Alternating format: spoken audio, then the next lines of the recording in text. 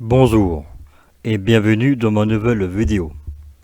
Aujourd'hui, je vais vous parler de l'amphithéâtre d'Autun.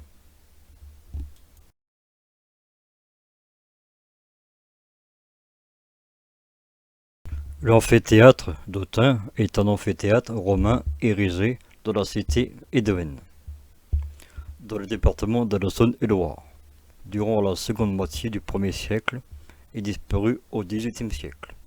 Il est adjacent du théâtre et conserve l'un des plus grands amphithéâtres de l'Empire romain.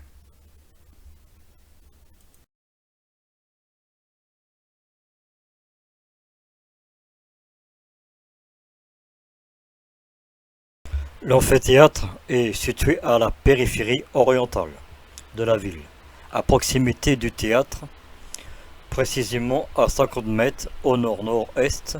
Il forme un ensemble monumental. Le théâtre est le plus grand de la Gaule romaine, de type romain classique. Il présente une grande similitude architecturale et peut supposer qu'il ait été édifié dans un projet commun à la période des Flaviens, entre 169 et 96.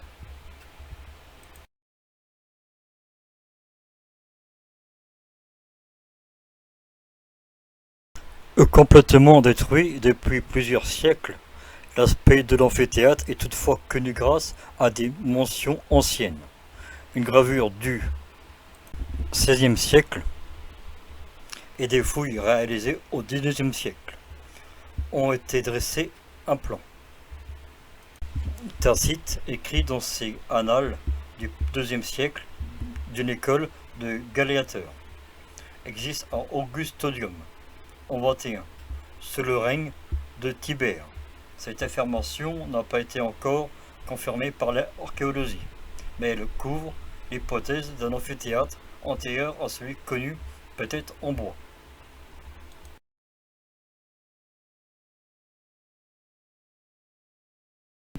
Les dimensions sont de 158, 154 ou 150 mètres sur 130, avec une arène de 74 mètres sur 49.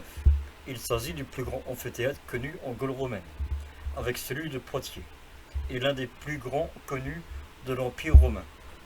Un fragment de voûte conservé au musée Rollin d'Autun est l'illustration au XVIe siècle, qui semble crédible, renseignant sur les caractères principaux de l'amphithéâtre.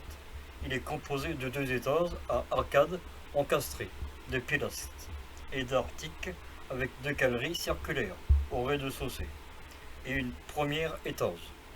D'après les fouilles au XIXe siècle, les murs sont épais de 2,30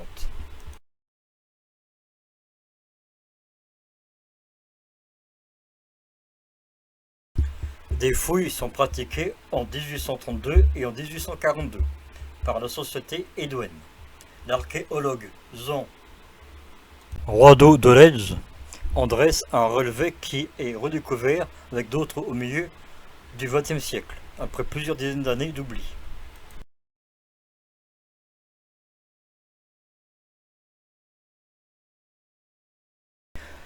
Les dernières traces des vestiges de l'amphithéâtre disparaissent au cours du XVIe siècle et XVIIe siècle. Les vestiges servent de carrière ouverte, en particulier pour la construction des bâtiments ecclésiastiques, et le droit de pacage y est accordé. Ce vendaïste est autorisé par la municipalité. Voient notamment les critiques de l'érudit parisien Aubin Louis Millien, de Grande Maison, qui alarme en 1807 la disparition progressive des monuments autonnois. Son emplacement est traversé par l'avenue du deuxième dragon qui amène à Salon-sur-Saône. Il est visible par une pression sur bordure nord-ouest de la voie, à la hauteur de la station-service à une 50 mètres à l'extrémité du théâtre romain d'Autun.